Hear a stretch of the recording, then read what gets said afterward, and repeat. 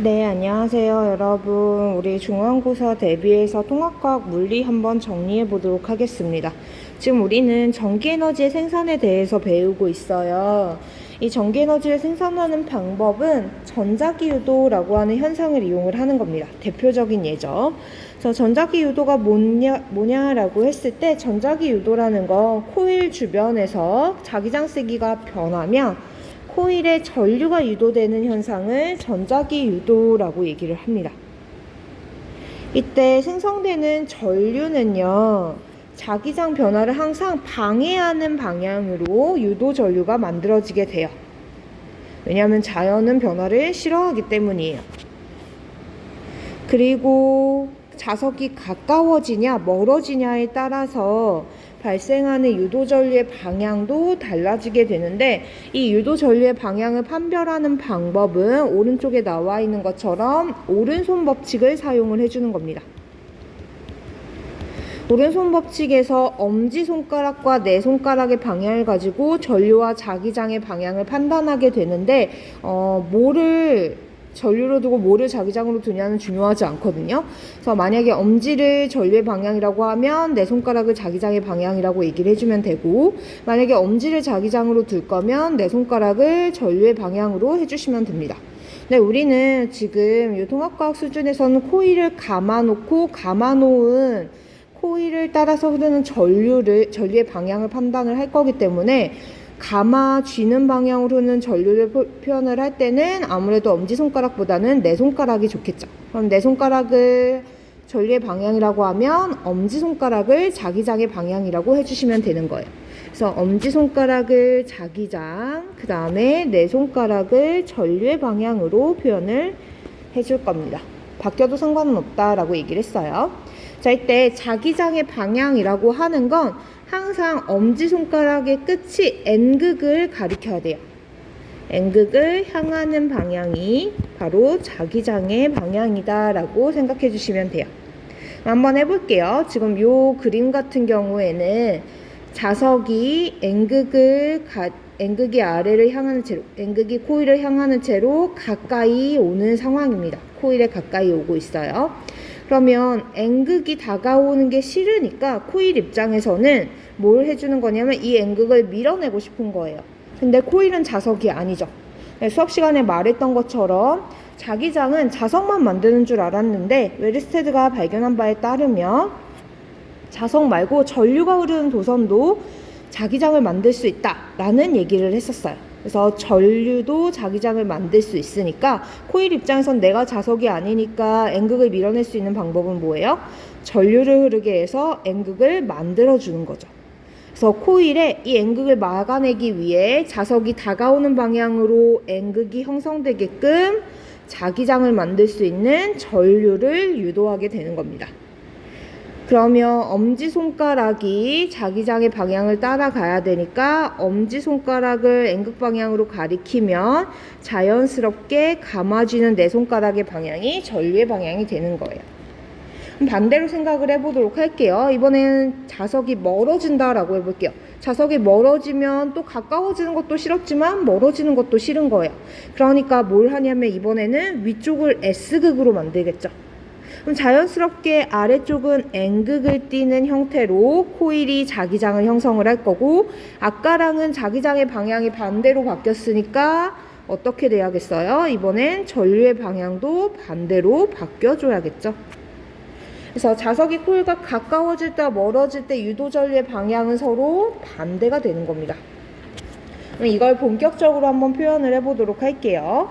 자, 보시면 이렇게 자석과 코일을 감아놓은 실험 상태가 놓여져 있어요. 우리 먼저 N극이 다가오는 경우와 N극이 다가오는 경우와 멀어지는 경우를 한번 따져보도록 합시다. N극이 다가오고 있어요? 좋아요? 싫어요? 싫어요. 그러면 위쪽이 N극이 되게끔 자기장을 만들 거예요. 그럼 자연스럽게 아래쪽은 S극을 띠게 되겠죠?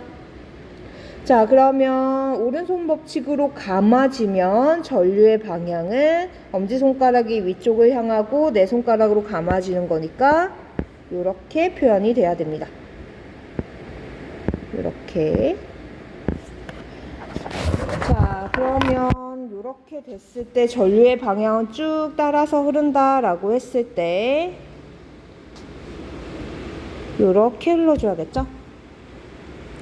자, 그럼 검유계를 중심으로 했을 때 전류의 방향은 B에서 A 방향이다 라고 표현을 해주면 되는 겁니다. 반면에 N극이 멀어지고 있어요. 멀어지는 게 싫으니까 이번에는 위에 S극을 만들고 아래쪽을 N극으로 만들게 되겠죠. 그러면 내 손가락, 엄지손가락 자기장의 방향 아래쪽 향해 주고 내 손가락으로 감아주면 전류가 이렇게 흐르는 걸 확인할 수가 있습니다. 이번엔 전류 방향이 A에서 B 방향으로 아까랑은 정반대가 된 걸 확인할 수가 있어요.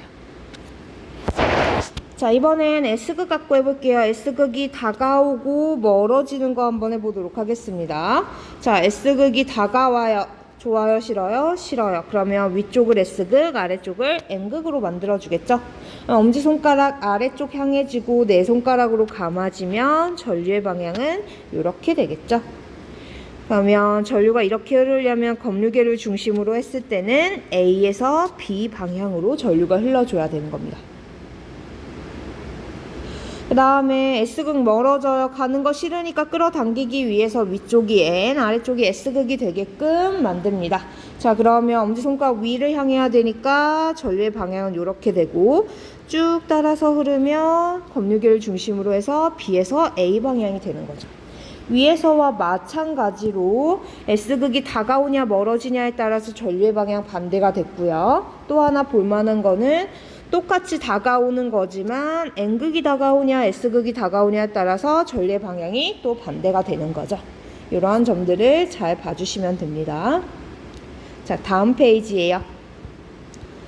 이때 유도전류의 세기를 조절할 수 있는 방법이 있습니다. 지금 유도전류가 뭔지, 전자기 유도 현상에 의해서 어떻게 만들어지는지, 방향은 어떻게 판별하는지를 배웠어요. 그래서 이제는 세기에 대한 얘기를 해보도록 할 거예요. 자, 유도전류는 누구 때문에 만들어지는 거예요? 자기장의 변화 때문에 만들어지는 거예요. 그러면 원인이 값이 크면 클수록 당연히 결과값도 커야겠죠.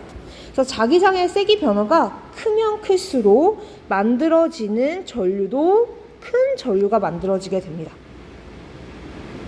자, 그리고 이 자기장의 변화를 크게 만든다라고 하는 건 뭐냐면 결국은 자석이 움직이면서 자기장의 변화가 나타나는 거였잖아요. 그러면 자기장 이동 속도가 크면 클수록 자기장 변화도 커지게 되겠죠.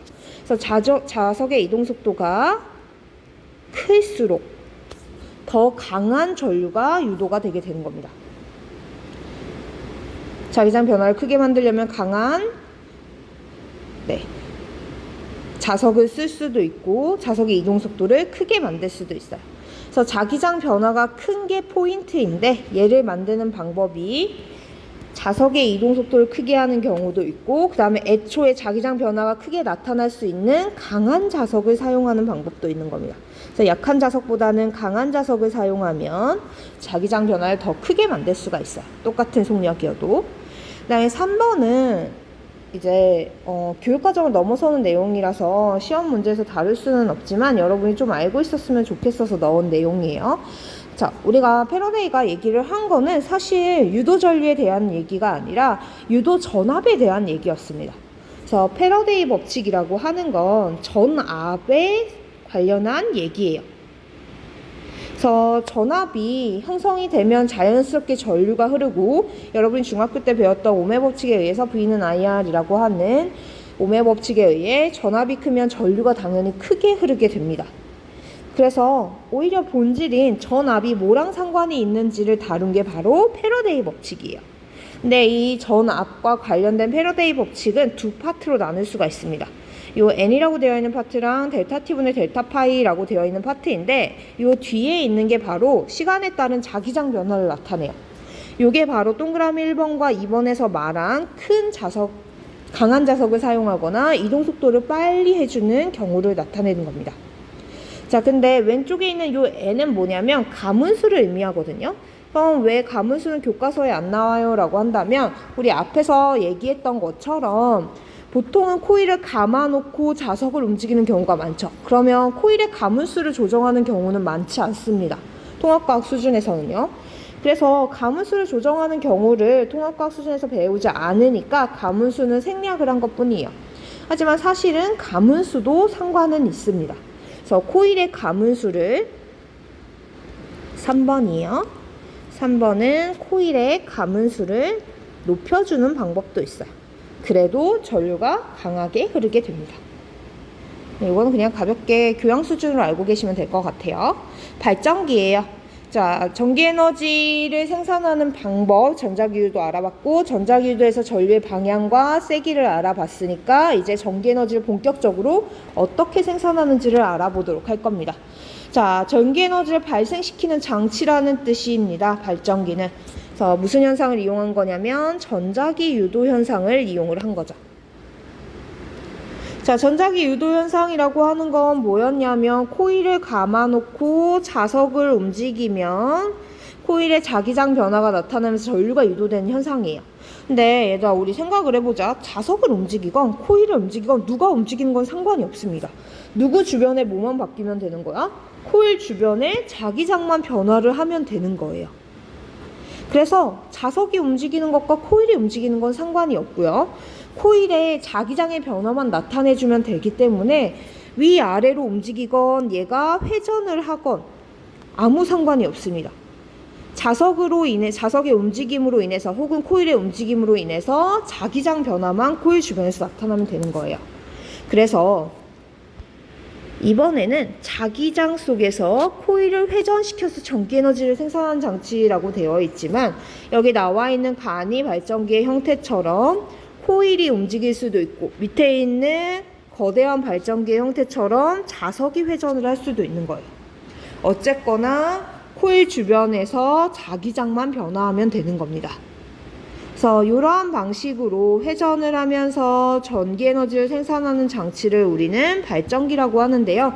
그냥 간단하게 좀 설명을 해보면 우리가 주변에서 가장 흔하게 볼 수 있는 게 높은 곳에 댐을 설치해서 물을 가둬놨다가 이 물을 수문을 열면 밑으로 떨어지게 만들어 갖고 수력 발전을 하는 형태가 가장 쉽게 볼 수 있는 형태죠. 그래서 수력 발전 같은 경우에는 높은 곳에 가둬뒀던 물을 떨어뜨려서 밑에 있는 터빈을 돌리게 됩니다. 그럼 터빈이 돌아가면서 터빈과 연결된 지금은 한 번만 감은 사각형 모양의 도선이에요. 이 도선이 회전을 하게 돼요. 도선이 회전을 하면 도선이 회전하면서 도선을 통과하는 요 자기장들, 요 선들이 자기력선이라고 불리는 애인데 얘가 자기장을 표현해주는 수단이에요. 자기장은 눈에 보이지 않으니까 자기력선으로 자기장이 있다는 걸 보여주는 겁니다. 그래서 우리 코일이 돌아가면서 코일을 통과하는 자기장이 변화하게 돼요. 그러면 코일 주변에 자기장이 변화했으니까 뭐가 유도가 돼야 돼? 전류가 유도가 되는 거죠. 그래서 이러한 식으로 전구를 밝힐 수 있는 게 바로 발전기의 기본적인 형태입니다. 밑에 보면 다양한 형태의 발전기가 나와 있어요. 그래서 조금 더 큰 형태, 이렇게 물이 차 떨어지면 이렇게 터빈이 돌아가고 터빈에 연결된 이번엔 자석이 회전하면서 주변을 감싸고 있는 코일의 자기장 변화를 나타내게 되는 거죠. 그 다음에 오른쪽에 있는 애 같은 경우에는 지금 자석이 이제 바퀴 같은 데에 달려 있는 거거든요. 요거는 바퀴 달린 자전거나 롤러브레이드 같은 데에서 많이 볼 수 있는 형태인데 그러한 장치, 전원 장치가 없는데도 조명이 반짝반짝 빛나는 경우가 있잖아요. 그런 경우에는 이러한 발전기를 씁니다. 그래서 자석이 바퀴에 연결이 되어 있어서 바퀴가 회전을 하면 자석도 같이 회전을 해요. 그럼 당연히 주변에 있는 코일 입장에선 내부에 있는 자석이 움직이니까 자기장 변화를 유도하게 되고 자기장 변화를 가져오게 되고 그 자기장 변화가 전류를 유도해서 조명을 반짝반짝 들어오게 만들어주는 거죠. 이게 바로 발전기의 다양한 형태입니다. 전자기 유도 현상을 이용하는 발전기. 그래서 예시로 든 수력 발전 말고 우리는 두 가지 형태의 발전 방식을 좀 자세하게 들여다볼 거예요. 첫 번째는 바로 화력 발전입니다. 화력 발전은요, 석탄을 태워서 석탄, 석유, 천연가스와 같은 화석 연료를 태워서 발생한 열 에너지로 전기 에너지를 생산하는 장치예요. 얘네들의 기본 구조는 일반적으로 화석연료는 이제 석탄, 석유 이러한 애들이 있고 가스 형태로 천연가스 같은 애들도 있는데 이러한 애들을 태우면요 얘네들의 화학적인 결합 구조가 연소를 하면서 열에너지를 발생시킵니다. 그래서 그 열에너지를 가지고 물을 끓여서 발생한 수증기로 터빈을 돌리게 돼요. 그래서 기본적인 구조 자체는 물을 끓이는 보일러 파트랑 전기에너지를 전자기 유도 현상으로 생산하는 발전기 파트로 나뉘게 돼요. 그래서 에너지 전환 과정을 살펴보면 아까 말한 것처럼 화석연료가 갖고 있던 화학 에너지가 얘를 연소시켜서 태우면 열 에너지로 전환이 되고요. 이 열 에너지가 물을 끓이게 됩니다. 그러면 물이 끓으면서 수증기가 나오게 되는데 이 수증기는 온도가 높기 때문에 굉장히 분자 운동이 활발한 상황이에요. 온도가 높은 운동하는 모든 물체들은 운동 에너지를 갖고 있거든요. 그래서 수증기가 활발하게 운동하면서 갖는 운동 에너지로 열 에너지가 전환이 되게 됩니다. 그리고 이 수증기가 활발하게 운동하면서 터빈을 밀게 되죠. 그러면 터빈도 움직이니까 터빈의 운동 에너지로 전환이 되고 이 터빈의 운동 에너지가 연결된 도선이 돌아가며 전자기 유도 현상에 의해서 전기 에너지로 최종 전환이 돼갖고 우리가 사용하게 되는 거예요. 에너지라고 하는 건 형태만 바꿀 뿐이지 소멸하거나 새로 생성되는 애가 아니다라는 얘기 했었어요.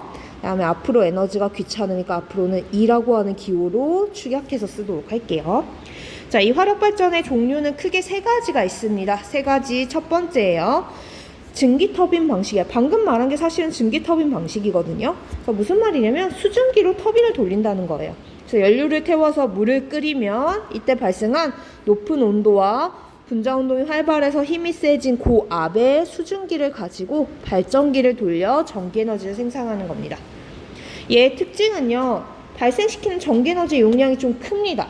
대규모 발전이에요. 그래서 좀 발생시키는 전기에너지의 용량 자체가 좀 크고요. 주로 석탄을 사용한다라는 특징이 있어요. 두 번째 방식은 가스터빈 방식입니다. 증기터빈 방식이 증기로 터빈을 돌린 거였으니까 이번엔 뭘로 터빈을 돌리는 거겠어요? 가스로 터빈을 돌리는 거겠죠? 그래서 가스터빈 방식은 연료를 태운 고압의 가스, 그러면 이 연료를 태웠을 때 고압의 가스가 발생을 해야 되니까 당연히 사용하는 연료도 천연가스와 같은 기체연료를 사용하게 되겠죠.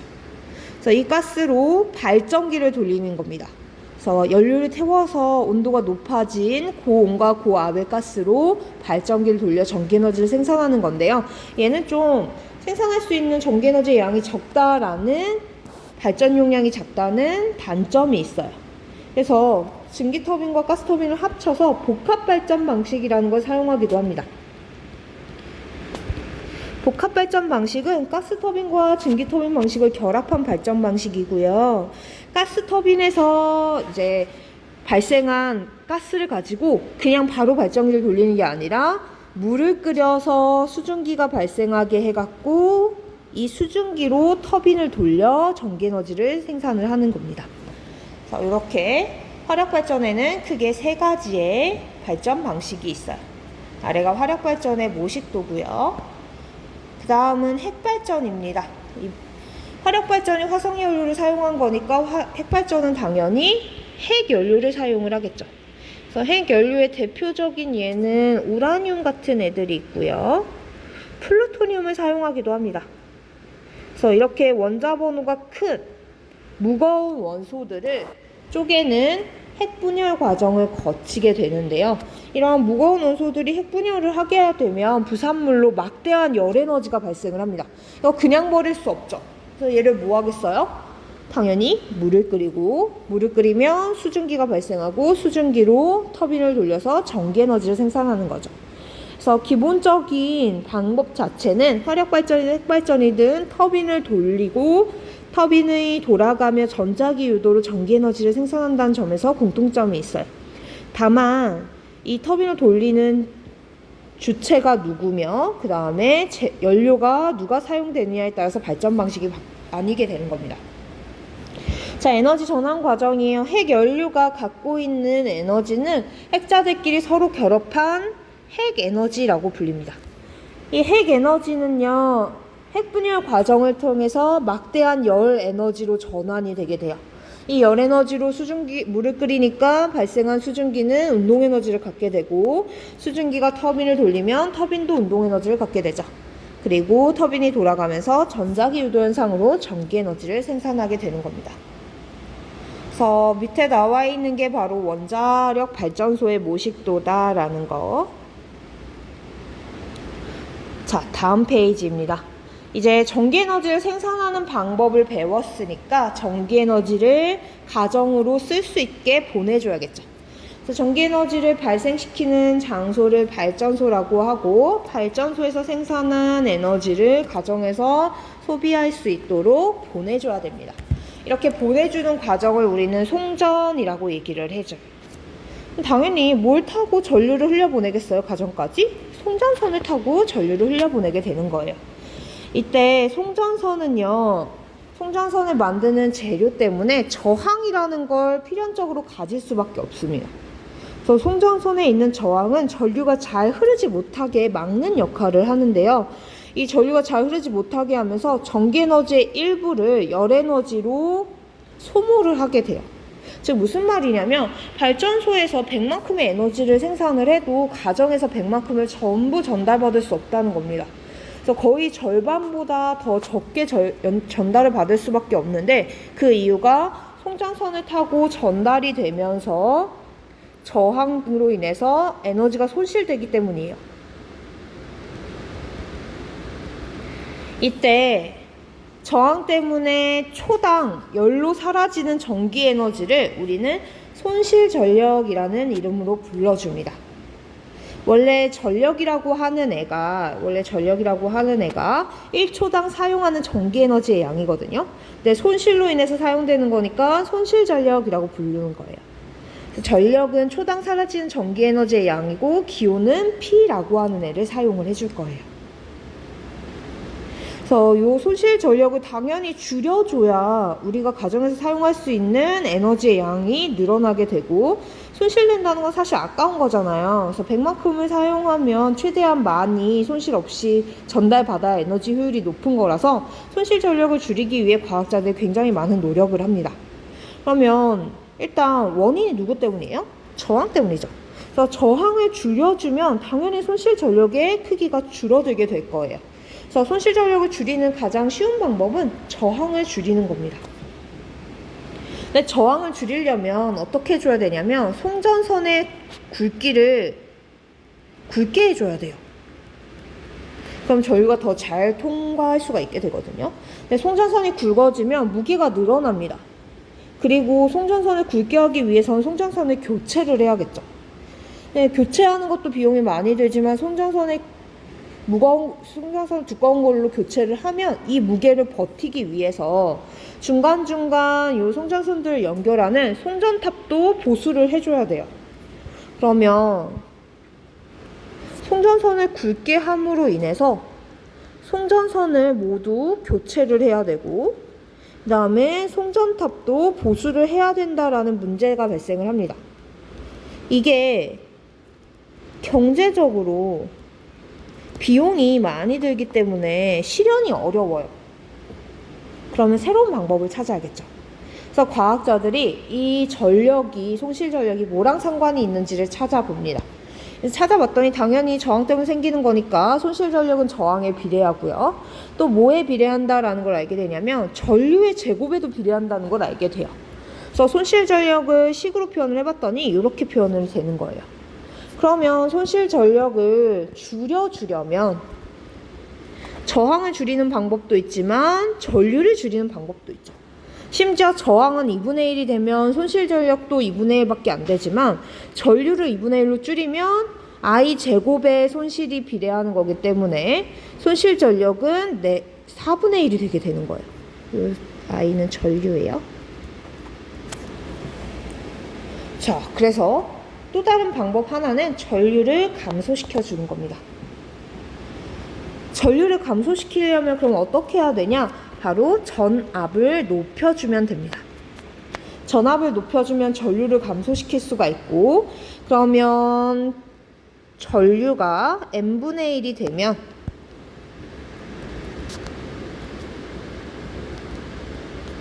손실 전력은 n제곱분의 1로 줄어들게 되는 굉장히 효과적인 방법이 있는 거예요. 그래서 이 전압을 바꿔주려고, 높여주려고 변압기라고 하는 애를 사용하게 됩니다. 전압을 변화시켜주는 장치라는 뜻이에요. 자, 변압기입니다. 전압을 변화시켜주는 장치이고요. 얘를 사용하는 이유는 손실 전력을 줄이기 위해서예요. 사실은 손실 전력을 줄이기 위해서도 있고, 그 다음에 전압을 높여서 손실 전력을 줄인 다음에 가정으로 보급된 다음에는 너무 고전압이면 감전됐을 때 사망의 위험도 있고 전자기기 같은 애들이 잘 버틸 수 없기 때문에 가정으로 보내주기 전에 또 전압을 낮춰줘야 되거든요. 그래서 전압을 변화시키는 장치가 필요한 겁니다. 얘 구조는요, 아래 나와 있는 그림처럼 사각형 모양의 철심 양쪽에 전선이 감긴 형태예요. 얘도 뭐를 사용하는 장치냐면 전자기 유도 현상을 이용해서 전압을 바꿔주는 장치입니다. 그래서 밑에 있는 원리를 보시면 왼쪽이 이제 공급되는 전기에너지가 공급되는 곳이고 여기를 보통 1차 코일이라고 부릅니다. 그리고 여기서 전압을 바꿔서 출력하는, 외부로 보내주는 곳을 우리는 2차 코일이라고 얘기를 해요. 이때 이 1차 코일과 2차 코일에 도선을 몇 번 감았냐에 따라서 전자기 유도 현상으로 전압을 변화시켜주는 장치가 바로 변압기입니다. 이때는요, 우리 앞에서 얘기했던 패러데이 법칙이 좀 다시 나오거든요.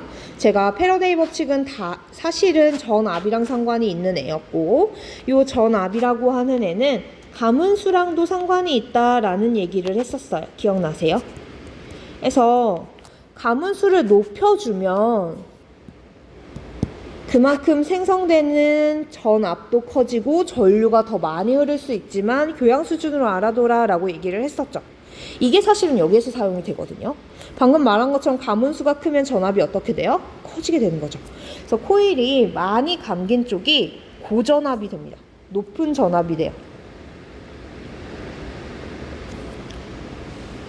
방금 패러데이 법칙에서 얘기한 것처럼 가문수를 높여주면 전압이 크게 만들어지는 거잖아요. 그래서 원리를 설명을 해주자면 우리가 발전기에서 만들어지는 전기 에너지는요, 계속 전류의 방향이 바뀌는 애들이거든요. 전류와 전압의 방향이 계속 바뀌는 애들이야. 그런 애들을 교류전기라고 얘기를 합니다. 그러면 이 도선을 타고 발전기에서 전기 에너지가 생산돼서 보내질 때부터 전류의 방향이 자꾸 수시로 바뀌는 거예요. 그러면 전류는 자기장을 형성을 하는데 전류가 계속 바뀌니까 이 코일에서 생성되는 자기장도 방향이 자꾸 바뀌게 되는 거죠.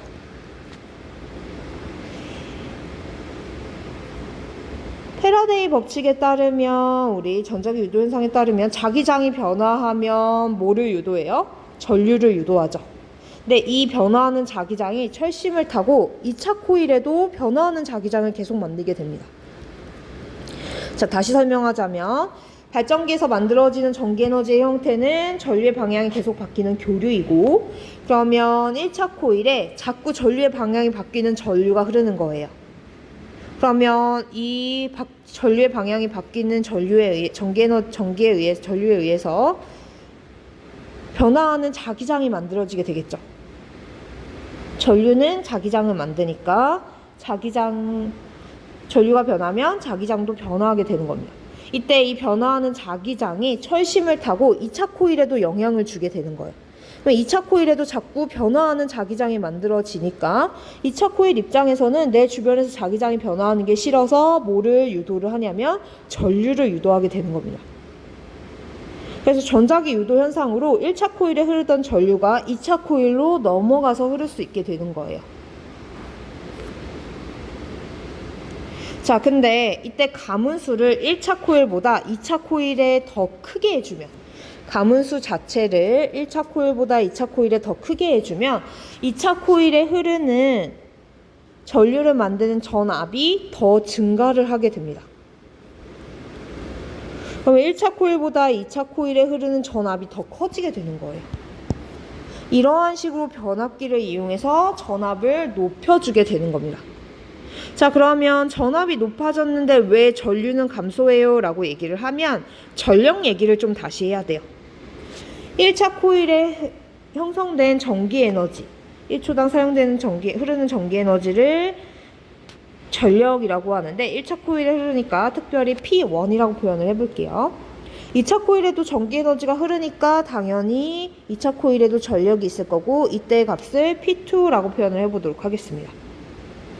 우리가 일반적으로 전압기에서는 전기 에너지의 손실이 없다라고 얘기를 해요. 그러면 공급받은 전력만큼 2차 코일에도 동일한 양의 전력이 흘러야 되는 거예요. 형성이 돼야 되는 거예요. 그런데 이 전력이라고 하는 애는 사실 손실 전력은 I제곱 R로 표현을 했지만 전력 자체는 전압과 전류의 곱으로 표현이 됩니다. 그러면 P1은 1차 코일에 형성된 전압과 1차 코일에 흐르는 전류의 곱으로 표현이 될 거고 P2는 2차 코일에 형성된 전압과 2차 코일에 흐르는 전류의 곱으로 표현이 될 거예요. P1과 P2가 에너지 손실이 발전기에서 없기 때문에 두 개의 값이 같을 수밖에 없어요. 근데 우리는 가문수를 늘려서 전압을 뭐 해준 거예요? 2차 코일에서 높여준 거예요. 그러면 당연히 1차 코일의 전력과 2차 코일의 전력이 같아야 되니까 전류는 어떻게 되겠어요? 감소되게 되겠죠. 그러면 2차 코일에 흐르는 전류는 1차 코일보다 감소한 채로 송전선을 타고 흐르게 되는 겁니다. 그러면 전류가 감소했으니까 당연히 손실 전력도 어떻게 돼야겠어요? 감소해야 되는 거죠. 이게 바로 변압기의 원리예요. 그래서 여기 들어갈 빈칸은 공급 전력과 출력 전력이 동일하니까 V1, I1은 V2, I2로 표현이 될 수가 있게 되고 이러한 원리로 전압을 높여서 전류를 낮춤으로 인해 손실 전력을 줄여주게 되는 겁니다. 자, 다음 페이지예요. 그래서 보시면 우리가 보통은 뭐 이러한 그림에서는 초고압 반전소에서 전압을 높여주고요. 그 다음에 가정으로 보내기 전에 변전소에서 전압을 낮춰주게 됩니다. 왜냐하면 우리 이게 한 뭐 몇 킬로와트 정도로 크게 했다가 몇 킬로볼트 정도로 몇만 킬로볼트 이렇게 엄청 크게 했다가 가정에서 사용하는 건 220볼트이기 때문에 이거에 맞춰 또 낮춰줘야 되거든요. 그래서 다음 그림에 있는 간단한 모식도를 좀 설명을 해주면 발전소에서 전기에너지를 생산했어요. 그 다음에 변전소에서 전압을 높여주는 거죠. 왜냐하면 그래야 전류를 줄여서 손실 전력을 줄일 수가 있으니까. 그러면 여기에선 전압을 높여주고요. 전압을 높여주기 위에다 썼네요. 네. 그 다음에 낮아진 전류로 송전선을 통과하면서 손실 전력을 줄인 다음에 가정으로 보내주기 전에는 다시 전압을 낮춰주는 역할을 해줘야겠죠. 그러면 변전소 가와 나에서 서로 사용할 수 있는 발전기의 형태가 조금 다를 겁니다. 지금 보시면 반전소에서 들어오는 전류를 1차 코일에 흐르는 전류라고 볼 수가 있고 전압을 높인 다음에 나가는 전류를 2차 코일에 흐르는 전류라고 볼 수 있는 거죠. 마찬가지로 변전소 나에선 전압을 낮춰줘야 되니까 송전선을 타고 1차 코일로 들어온 전압이 높은 전압이고 이걸 가정으로 보내주기 위해서 변화시킨 2차 코일의 전압이 낮은 전압이 되는 거예요. 그러면 우리 전압을 높여줄 때는 1차 코일보다 2차 코일의 전압이 커지는 거고 전압을 낮춰줄 때는 1차 코일이 2차 코일보다 전압이 큰 거죠. 자, 전압은 우리 뭐에 비례한다고요? 가문수에 비례한다라는 얘기를 했죠. 그럼 가문수도 누가 더 커야겠어요? 가에서는 2차 코일이 커야 되고 나에서는 1차 코일이 더 커야겠죠.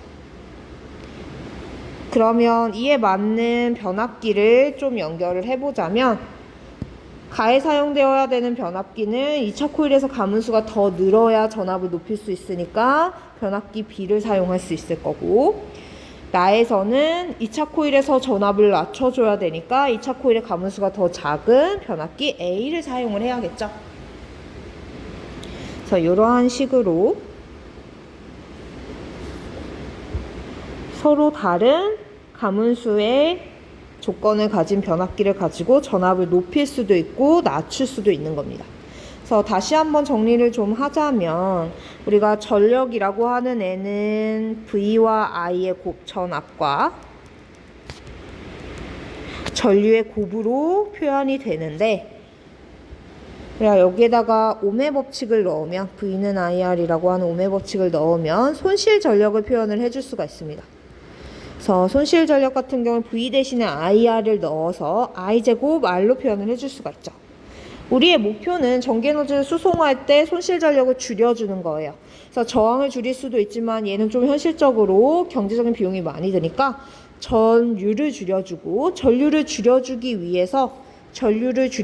위해 전압을 높여주는 과정을 거치는 겁니다.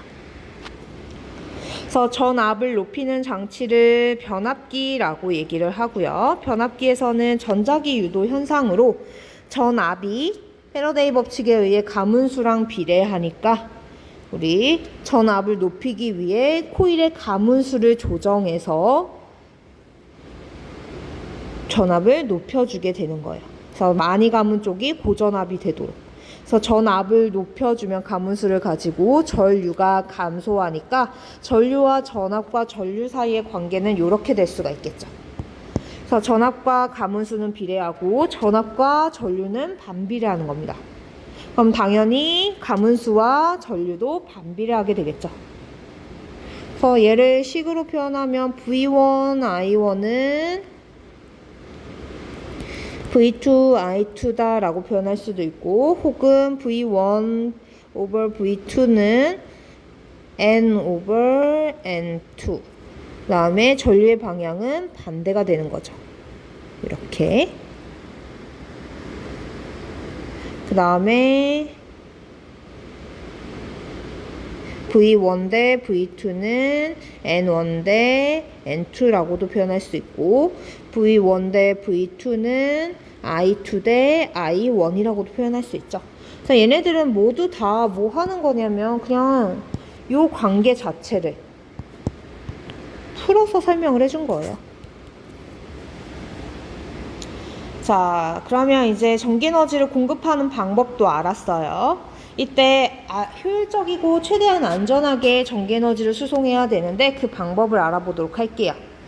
자, 발전소에서 생산한 전력보다 소비하는 전력이 작을 때는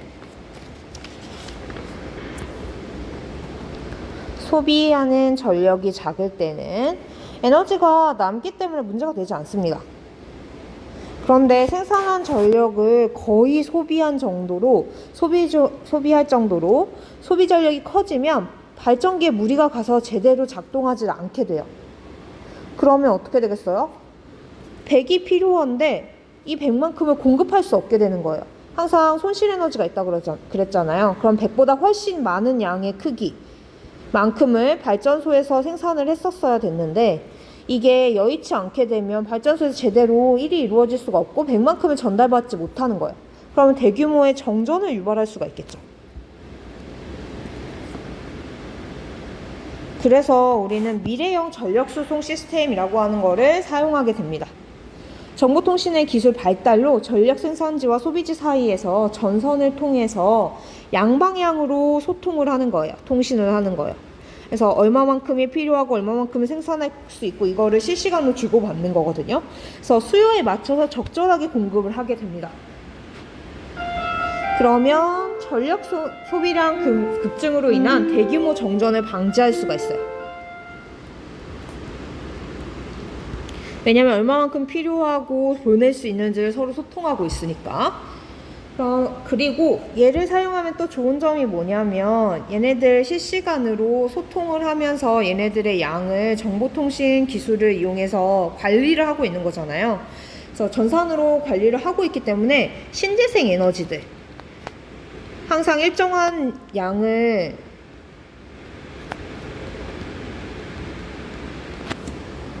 생산할 수 없는 그 에너지 생산량 자체가 뭐라고 해서 변동폭이 큰? 네.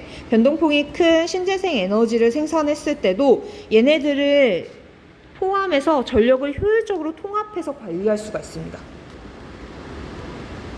그러면 신재생 에너지가 들어오는 것까지 고려해서 얼마만큼을 생산하고 얼마만큼을 보내야 되고 이런 걸 관리할 수 있겠죠. 이러한 장점들이 있어요.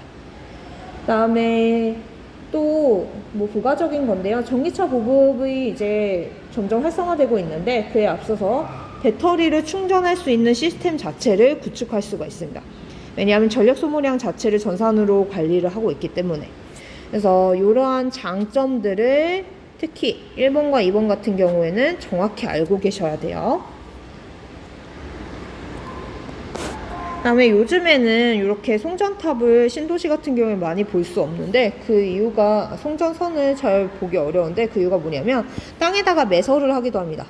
땅에다가 매설을 하면 가장 큰 장점은 뭐 전봇대가 쓰러짐으로 인해서 발생하는 문제점들을 뭐 이렇게 감전이라든가 이러한 문제점들을 좀 방지할 수 있고 예방할 수 있고요. 그 다음에 도시의 미관을 해치지 않죠. 하늘을 바라볼 때 전깃줄 같은 게 시야를 방해하지 않고. 다만 단점은 매설했기 때문에 뭔가 문제가 생기면 얘네들 또 다 파헤쳐갖고 꺼내갖고 고치고 넣고 이래야 된다는 단점들이 있어요. 자, 여기까지가 지금까지 수업한 내용 정리입니다.